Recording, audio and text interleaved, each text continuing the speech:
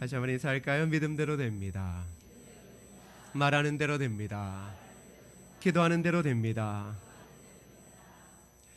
어느 날 남자 둘이서 꽃가게에 들어가 꽃을 사면서 이런 논쟁을 벌였습니다. 꽃을 받는 사람이 행복할까 아니면 꽃을 주는 사람이 행복할까? 이 두 사람은 결말이 나지 않자 갑자기 꽃 주인에게 이렇게 묻습니다.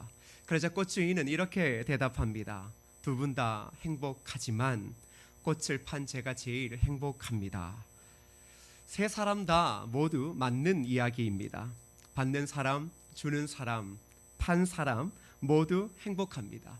거기서 누가 더 행복한가는 본인의 스스로의 마음과 생각의 크기에 달려 있습니다. 드라파이트는 이렇게 말을 하더라고요. 사람이 행복하다고 생각하면 그것으로 충분히 행복할 수 있다. 사람이 행복하다고 생각하면 그것만으로도 행복할 수 있다. 링컨도 이와 비슷한 말을 남겼습니다. 인간은 자신이 얼마만큼 마음 먹느냐에 따라 행복해진다. 얼마만큼 마음 먹느냐에 따라, 마음을 어떻게 선택하느냐에 따라 행복해진다. 이렇게 이야기를 했습니다. 행복이란 사람이 무엇을 선택하는가에 따라 달려 있는 것 같습니다. 즉 사람의 행복이란 무엇을 추구하며 사는가, 즉 자신의 존재 목적에 따라 행복의 크기가 달라집니다. 존재 목적이라는 것은 삶의 이유입니다. 이 세상에서 불행한 사람 중 하나가 중요하지 않은 일에 성공을 이루며 살아가는 사람입니다. 누군가 말하길 가장 두려워해야 할 것은 실패가 아니라 정말로 중요하지 않은 일에 성공하는 것이다. 바울은 오늘을 사는 그리스도인들에게 참된 행복을 주는 유일한 삶의 목적을 우리에게 말해주고 있습니다. 여러분 20절을 함께 읽어보겠습니다. 20절입니다. 20절 시작. 나의 간절한 기대와 소망을 따라 아무 일에든지 부끄러워하지 아니하고 지금도 전과 같이 온전히 담대하여 살든지 죽든지 내 몸에서 그리스도가 존귀하게 되게 하려 하나니. 바울은 자신의 삶의 행복을 주는 그 존재 목적, 삶의 목적에 대해서 이렇게 이야기를 합니다. 아무 일에든지 부끄럽지 않다. 그리고 오직 전과 같이 이제도 온전히 담대하여. 바울의 삶의 목표는 어느 누구에게도 부끄럽지 않는 것이었습니다. 또한 변하지 않는 것이었고 어느 누구도 그 삶의 목적을 굴복시킬 수 없는 담대한 것이었다. 이렇게 소개하고 있습니다. 또한 한 가지 더를 이야기를 합니다. 살든지 죽든지. 그가 선택한 유일의 삶의 목표는 살고 죽는 것을 넘어서는 것이었습니다. 즉 생존에 매이지 않는 목표였던 것이죠. 여러분 이 땅에서 생존을 넘어 살 수 있는 사람, 삶과 죽음을 무서워하지 않는 그 사람, 이 사람이 가장 무서운 사람 아니겠습니까? 죽음을 초월할 수 있는 그 삶, 이 삶과 죽음을 뛰어넘을 수 있는 그 삶은 바로 참된 목적을 가진 사람, 그 목적 지향적인 삶을 살아가는 자들에게만 있을 수 있는 것입니다.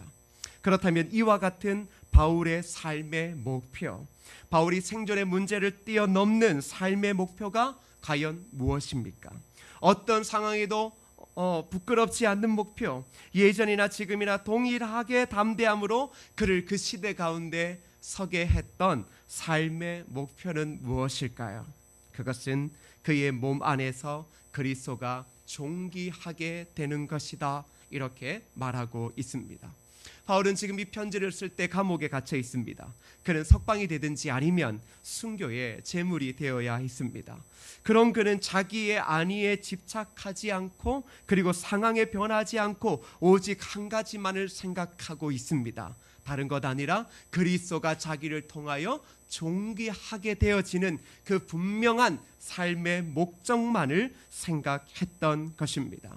즉 자신의 삶 자체가 오직 그리스도를 존귀케 하기 위한 수단이 되기를 간절히 그 감옥 속에서 바랬던 것입니다. 그렇다면 바울의 삶에 끊임없이 행복을 줬던 그의 삶의 목표인 그리스도를 존귀하게 한다는 것은 무엇일까요? 여러분, 존귀하다라고 하는 이 뜻은 확대시켜 잘 보이게 하다라는 뜻을 가지고 있습니다. 그리스도를 존귀하게 하다, 그러면 무엇을 확대시켜 잘 보이게 할까요? 여러분, 우리는 보이지 않는 것을 보려고 할 때, 멀리 있는 것을 보려고 할 때 망원경을 사용합니다. 천체를 보려고 할 때 천체 망원경을 사용하여서 그 별들을 지금의 우리의 눈앞으로 가져와 보듯이, 그리스도를 존귀하게 한다는 것은 우리의 삶을 통하여 오직 예수 그리스도를 크게 해서 사람들의 눈으로 보지 못했던 그리스도를 보게 하는 것, 이것이 바로 바울의 삶의 중요한 목표였던 예수 그리스도를 존귀하게 하는 것의 진정한 의미입니다. 바울은 오직 자신을 통해 그리스도를 존귀하게 하는 이것을 삶의 목적으로 삼았고, 그것을 통하여 그는 변하지 않는 행복과 기쁨을 누렸다, 이렇게 고백하는 것입니다. 그래서 21절에 그는 이렇게 말합니다. 이는 내게 사는 것이 그리스도니 죽는 것도 유익함이니라. 내게 사는 것이 그리스도니 죽는 것도 유익하다. 이것은 바울에게 있어서 그리스도만이 자신의 삶의 영감과 지침과 목적과 의미를 제공한다는 뜻입니다.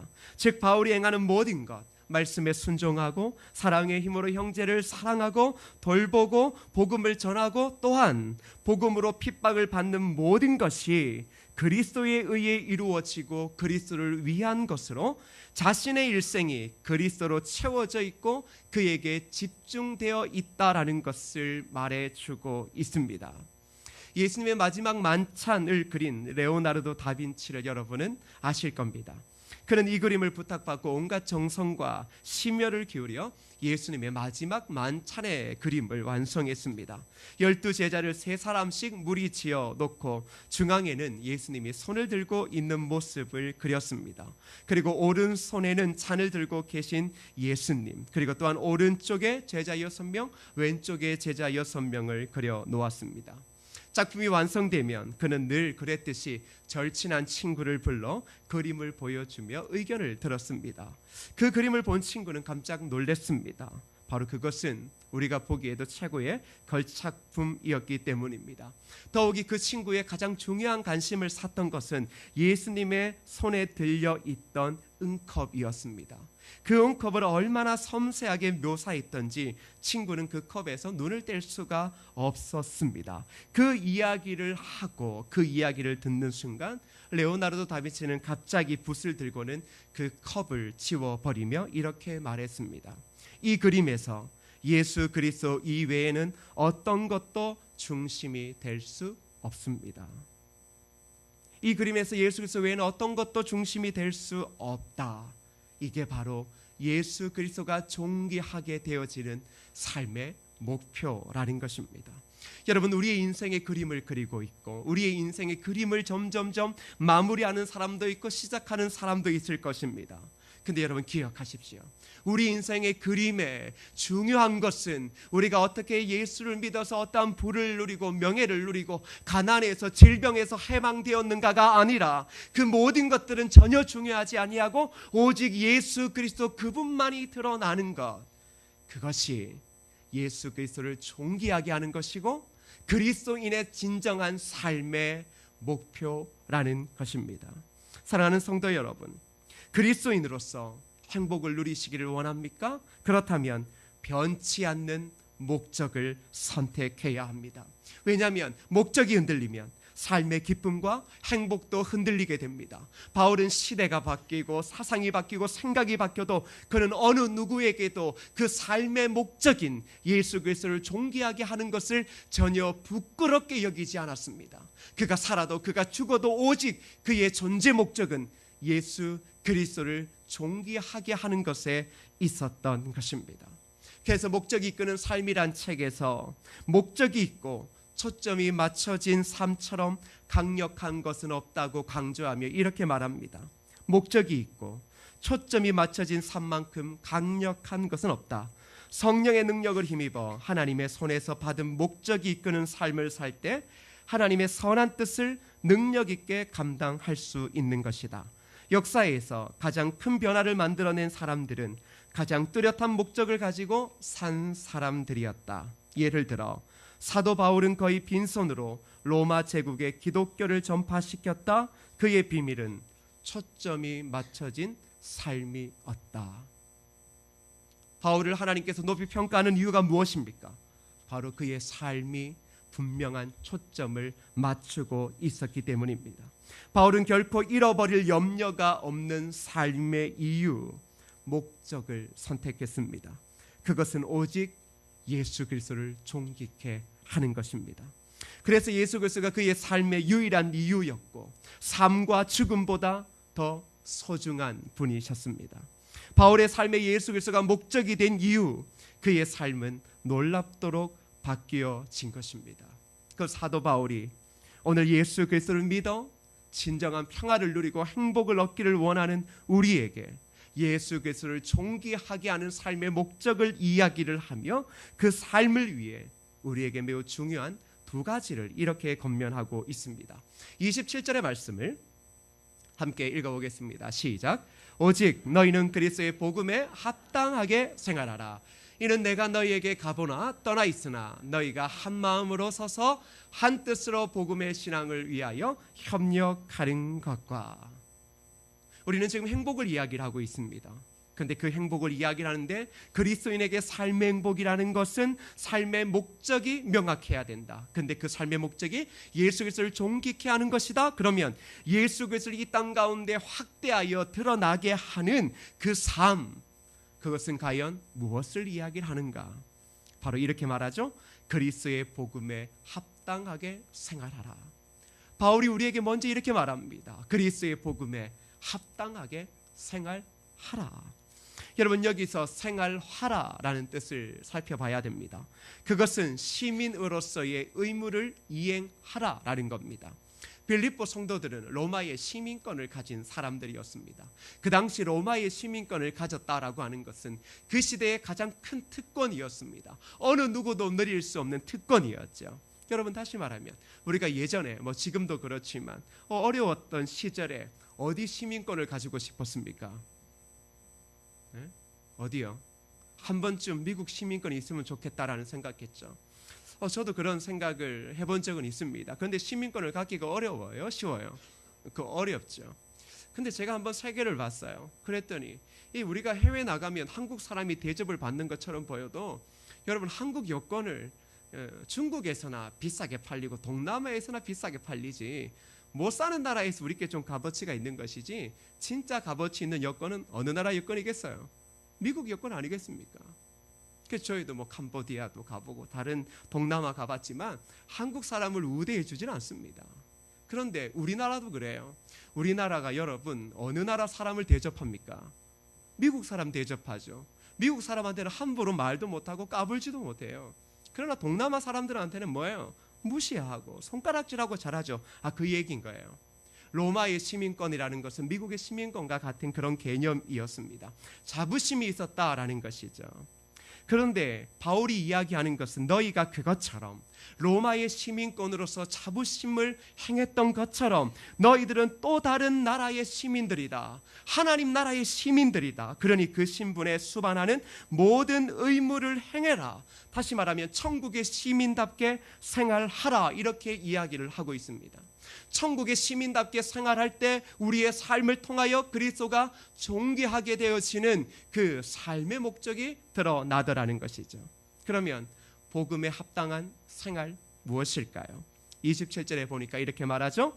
한 마음으로 서서. 복음에 합당한 생활이 뭘까 고민하시죠.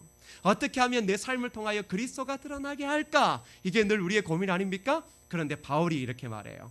한 마음으로 서는 것이 그리스도의 복음에 합당하게 생활하는 것이다.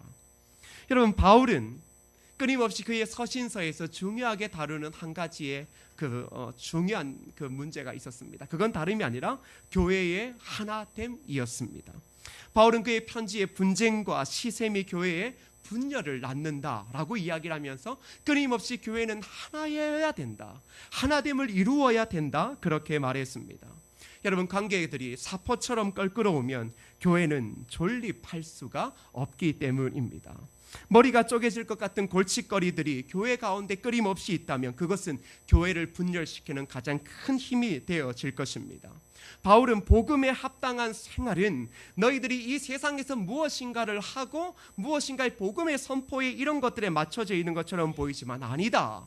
너희가 그리스도의 몸된 교회로서 너희 안에 너희 공동체 안에서 한 마음으로 서는 것이 중요하다. 이렇게 이야기를 합니다. 하나됨이 중요하다라는 거예요. 우리 안에 한 마음이 되어지는 게 중요하다라는 거예요. 그것이 복음에 합당하게 생활하는 것이다라는 겁니다. 복음에 합당하게 생활하는 것은 바로 지금의 자리에 우리의 작은 공동체에서 복음에 합당한 삶은 시작되어지는 겁니다. 이것이 중요한 겁니다. 그래서 하나됨을 통해 교회가 세상과 다름을 나타내는 겁니다. 하나됨을 통해서요. 하나됨을 이룸을 통해 그리스도를 존귀케 드러나게 하는 것이라는 거죠. 그런데 교회가 왜 몸살을 앓고 있습니까? 하나됨을 이루지를 못합니다. 하나됨보다는 자기의 생각들과 자기의 생각들이 부딪힘을 통하여 하나 되는 것에 힘쓰기보다는 오히려 의도치 않은 분열을 일으키는 일에 우리가 더 많은 시간을 소비하고 머리가 아파하며 힘들어 하더라는 것이죠. 여러분, 우리 교회에 그것이 있다면 우리는 복음에 합당하게 생활을 하는 것이 아닙니다. 우리에게 그런 것이 있다면 우리의 삶에는 기쁨과 행복을 전혀 만끽할 수 없을 것입니다. 왜요? 목적이 상실되어졌기 때문입니다. 그리고 또 바울은 이렇게 중요한 한 가지를 더 이야기를 합니다. 복음에 합당하게 생활하는 것은 한 뜻으로 복음의 신앙을 위하여 협력하는 것이다. 협력하는 것이다. 여러분, 여기서 협력이라고 하는 단어의 뜻을 살펴볼 필요가 있습니다. 이것은 함께, 더불어 라고 하는 단어와 다투다, 경기하다라는 단어가 합쳐진 합성어로서 이 협력이라고 하는 단어를 썼습니다.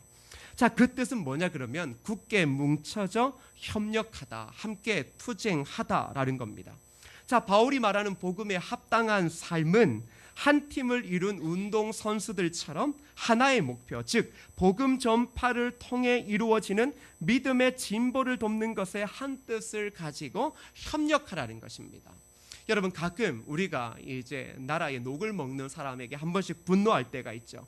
언제냐 그러면 어떤 사건이 일어났을 때 가장 애매한 게 뭐냐 그러면 그 어떠한 가날 지구의 경계선상에 일어나는 일들, 그 애매한 게 있거든요. 주소가. 그러면 이쪽에 신고하면 우리 가날 아니다, 저쪽에 신고하면 우리 가날 아니다, 이렇게 하면 어떻게 해요? 분노가 치밀죠.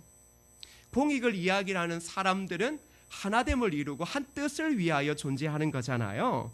바로 그런 겁니다. 교회도 똑같아요.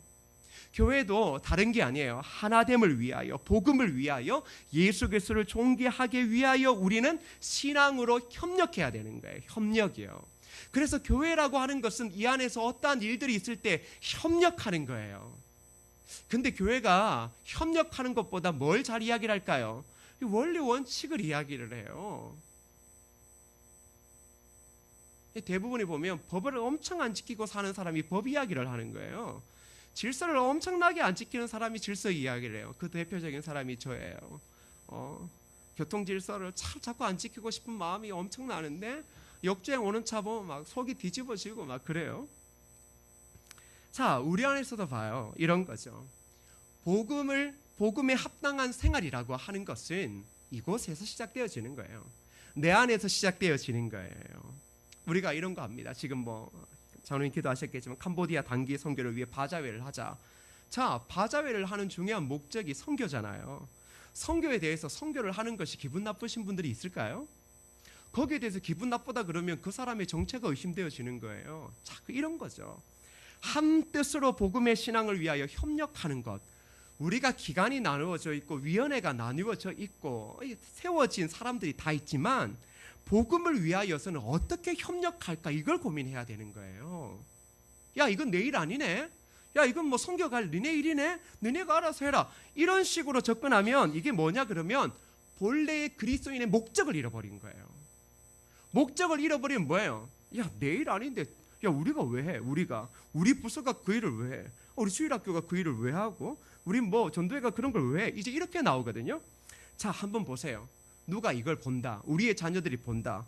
교회는 사랑으로 하나됨이고 협력하라고 이야기를 했는데 뭐 작은 거, 뭐 고작 바자회 그거 한번 하는 걸 가지고 이제 막 우리 안에 뭐 이건 내일이니 뭐 이렇게 저렇게 이야기를 하면 어떤 마음이 들까요? 어떤 마음이 들겠어요? 그리스도가 존귀하게 드러나겠어요? 아니면 그리스도가 사라지겠어요? 사라지죠. 교회가 존재하고 성도가 존재하는 중요한 목적, 삶의 이유는 그리스도가 우리를 통하여 명확하게 크게 드러나는 거예요. 그것이 드러나기 위하여 우리는 복음에 합당하게 생활하는데 그 중에 하나가 바로 한 뜻으로 복음의 신앙을 위하여 협력하는 거죠. 여러분, 바울이 말하는 복음에 합당한 삶은 바로 한 팀을 이룬 운동선수들처럼 하나의 목표, 복음 전파를 통해 믿음의 진보를 돕는 것에 한 뜻을 가지고 협력하라는 거예요. 교회가 작고 성도가 작을수록 더 협력을 해야 될까요? 협력을 하지 않아야 될까요? 더 협력을 해야 돼요. 근데 한국 교회는 교회가 작으면 작을수록 인원도 별로 없는데 얼마나 협력을 안 하는지 우리 교회 보고 이야기하는 건 아니에요. 다른 교회 보고 이야기를 하는 거예요. 예전에 월드컵 때 가장 웃긴 나라가 하나 있었습니다. 월드컵 본선에 올라간 건 이건 되게 경사스러운 거잖아요. 그런데 우리나라 말고 저 아프리카 쪽의 한 나라가 축구하다가 자기들끼리 주먹 다툼하고 싸우고 그랬어요. 엄청나게 부끄러운 일이거든요. 한 팀을 이룬 목적은 뭘까요? 골을 넣어서 16강, 8강, 4강 우승을 위한 목표 아니에요? 그까지 못 가더라도 우리가 한 팀을 이루고 한 팀을 이루어서 국민들에게 그래도 어려운 삶에 희망과 소망을 주기 위한 것 아니에요? 그런데 만약에 우리나라 대표팀이 이번에 리우 올림픽 가는데 거기서 싸운다고 생각해봐요. 감독이 선수 때리고 선수가 감독 때리고 축구하다 말고 뭐 공 뻥 차고 어떤 마음 들까요? 부끄럽다는 마음이 들까요? 안 들까요? 엄청 부끄럽죠. 어디 가서 한국인이라고 이야기하기가 부끄러울 정도겠죠. 똑같은 거예요. 우리는 그런 식으로 남이 어떠한 것들을 할 때는 정말로 매섭게 이야기를 하지만 진짜 그리스도인들은 우리 안에서예요. 우리는 한 팀이에요. 우리 옆 사람 보고 합시다. 우리는 한 팀입니다. 그러니까 한 팀이 모여가지고 둘이 싸워봐요. 뭐하냐 그러면 우리는 목적을 잃어버리고 이기기 싫다라는 거예요. 이기기 싫고 그리스도의 영광을 안 드러내려면 뭘 하면 돼요? 앉아가 맨날 싸우면 돼. 밥 먹다가 싸우고 밥 먹다가 싸우면 돼. 바자회 뭐 이런 거 뭐 다 필요 없고 뭐 맨날 어렵다 이야기하고 돈 없다 이야기하고 그냥 맨날 싸우면 돼. 싸우면 딴 거 안 하면 돼. 그러면 그 팀 뭐 하겠어요? 야 됐다. 뭐 축구는 뭐 월드컵 야 됐어. 뭐 우리 안에 하나도 안 나는데 그렇게 하면 뭐가 될까요? 그 팀 해체가 돼요. 그 팀 해체되면 그 선수들 뭐예요? 뭐 하기는 아무 일도 없지. 목적을 잃어버리잖아요. 교회가 똑같다라는 거예요. 교회가 세상 가운데 뭘 대단한 걸 밝히고 뭘 하는 것이 세상에서 시작하는 게 아니라 지금 이곳에서부터 시작하는 거예요. 한 팀이에요. 우리의 목적은 그리스도의 영광을 드러내게 해야 되는 거예요. 그리스도의 영광을 드러내기 위해 내 생각이 안 맞을 수 있고 내 뜻이 안 맞을 수 있지만 우리가 한 마음으로 그 뜻을 가자 그러면 어떻게 협력할까? 그 일을 위하여 우리가 무엇을 도와줄까? 최은정 강사님이 하는데 참 어려울 건데 내가 무엇을 도와주고 어떻게 협력해 줄까? 기도를 해줄까? 금식을 해줄까? 이런 고민을 해야 되는 거예요. 이게 진짜예요.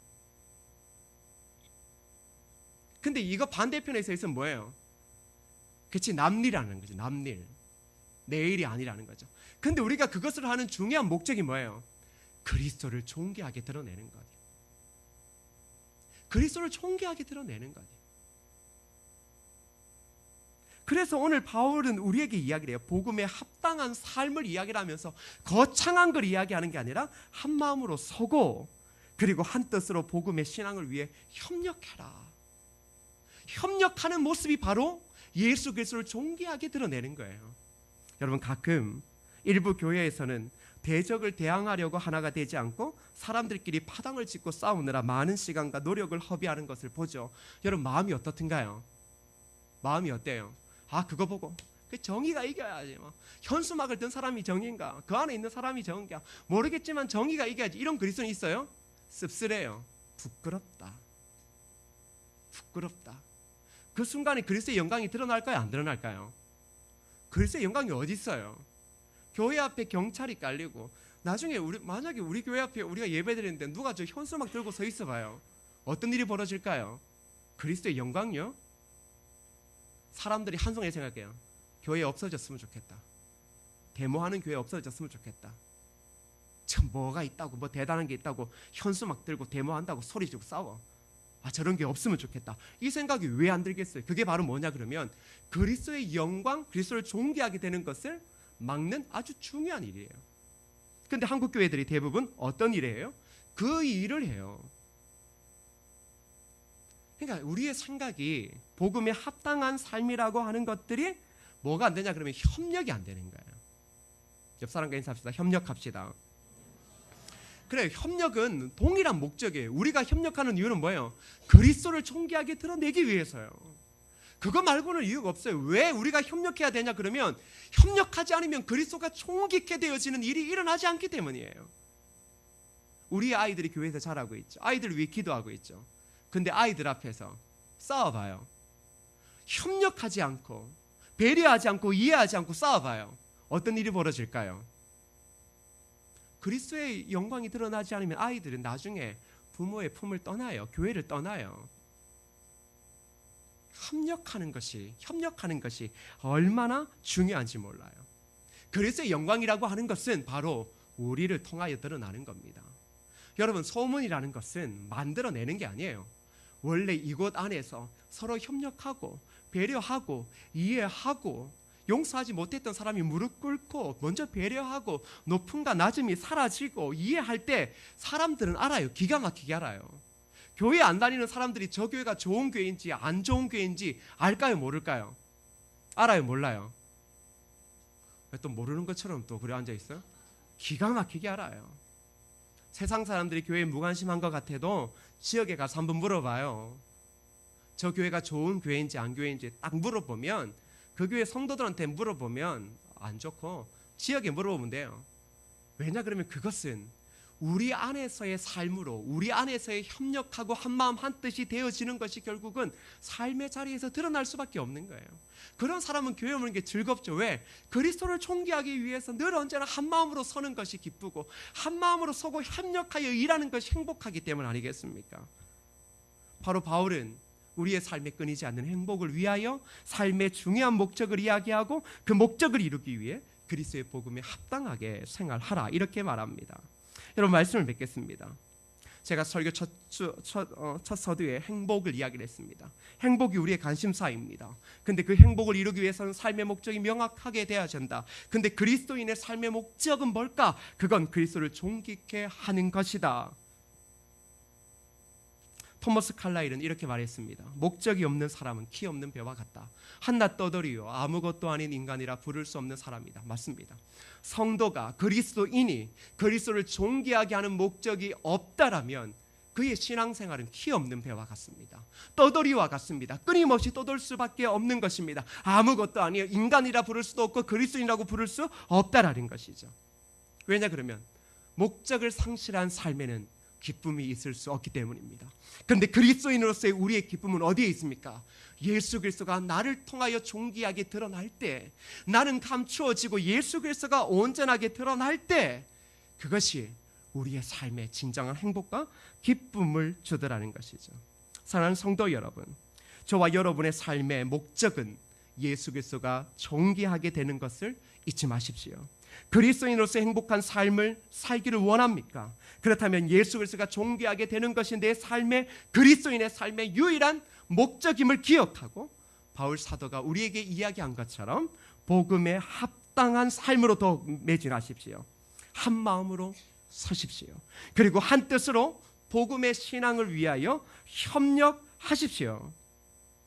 우리가 바로 이 교회 안에서 그렇게 할 때, 우리 성도 간에서 그렇게 한 마음으로 서고 한 뜻으로 협력할 때, 그 순간 이 땅에 예수를 알지 못하는 사람들 앞에 뭐가 드러나요?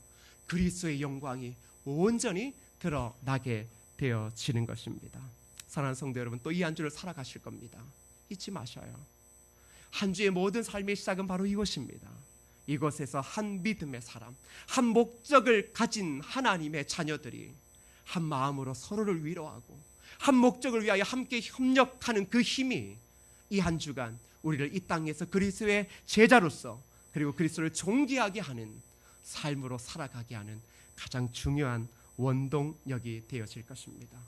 오늘 식사하실 때 어떤 얘기를 해야 되겠습니까? 여기다 칠판을 하나 적어놔야 될 것 같아요.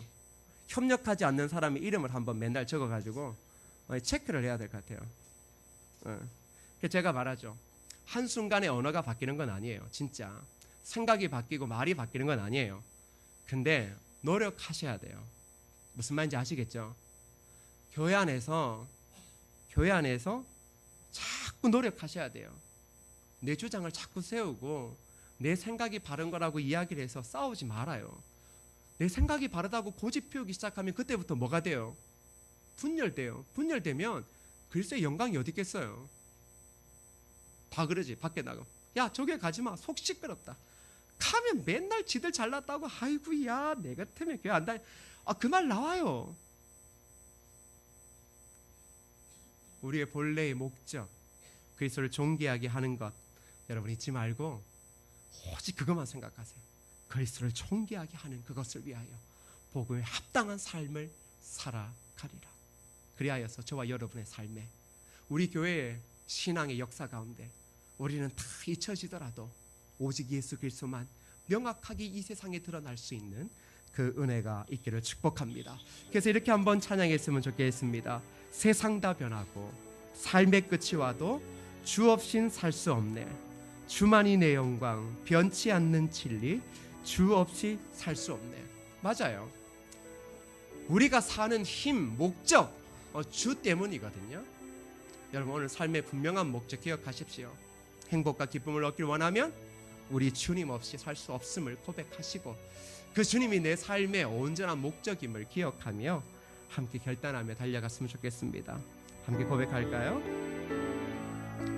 한번 천천히 배우면서 한번 같이 하겠습니다. 세상 다 변하고 세상 다 변하고 삶의 끝이 와도 주 없인 살 수 없네. 주만이 내 영광 변치 않는 진리 주만이 내 영광 변치 않는 진리 주 없인 살 수 없네. 우리 2절을 고백합시다. 좋으신 아버지 진실하신 친구 좋으신 아버지 진실하신 친구 주 없이 살 수 없네. 내 소망 내 위로 내 소망 내 위로 내 영광 내 기쁨 주 없이 살 수 없네. 바로 이것이 우리의 삶에 행복을 주는 비결입니다. 내 주 없이 살 수 없네. 내 주 없이 살 수 없네.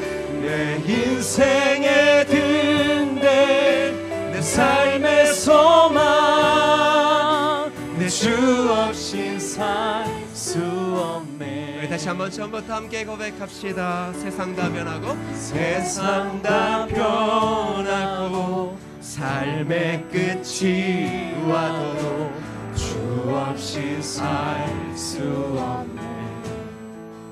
주만이 내 영광 주만이 내 영광 변치 않는 진리 주 없이 살 수 없네. 좋으신 아버지 진실하신 친구 좋으신 아버지 진실하신 친구 주 없이 살 수 없네. 내 소망 내 위로 내 소망 내 위로 내 영광 내 기쁨 주 없이 살 수 없네. 이것이 우리의 삶의 유일한 목적입니다.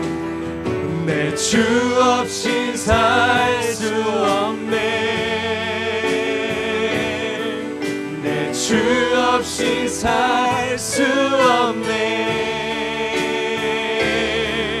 내 인생의 등대 내 삶의 소망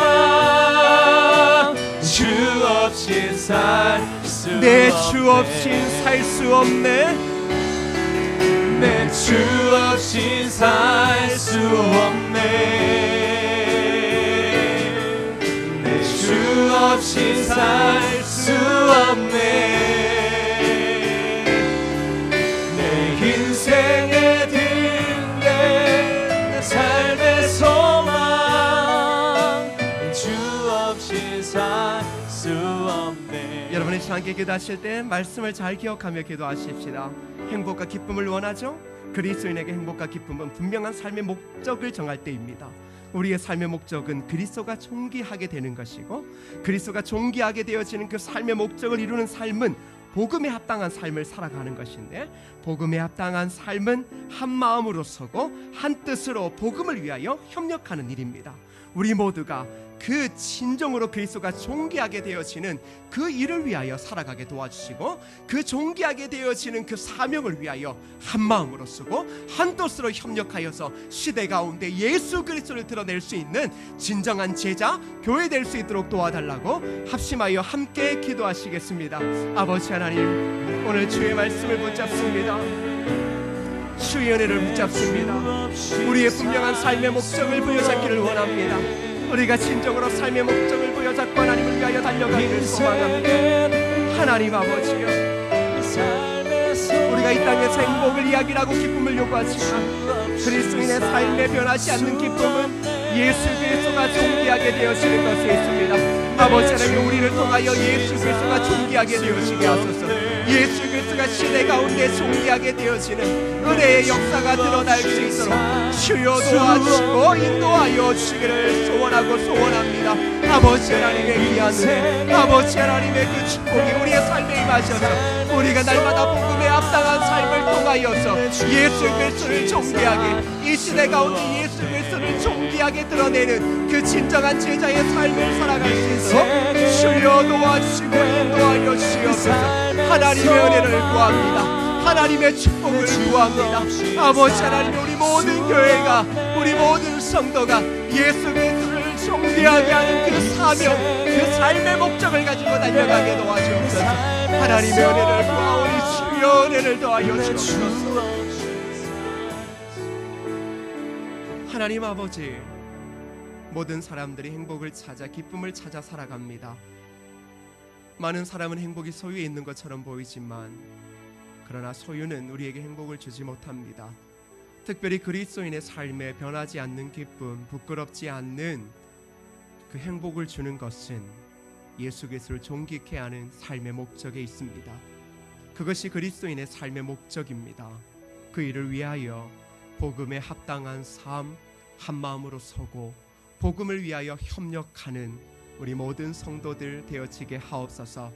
복음을 위하여 협력하고 한 마음으로 서서 그리스도를 존귀하게 하는 것을 또한 우리의 자녀들에게 보여줌을 통하여 이 자녀들이 또한 우리처럼 예수 그리스도를 존귀하게 하는 삶의 목적을 가지고 살아가게 하시고, 바로 그 본질적인 삶의 목적을 가지고 살아가는 교회가 되어짐을 통해 이 시대와 지역 가운데 예수 그리스도를 명확히 드러낼 수 있는 우리의 삶 되어지게 도와주옵소서.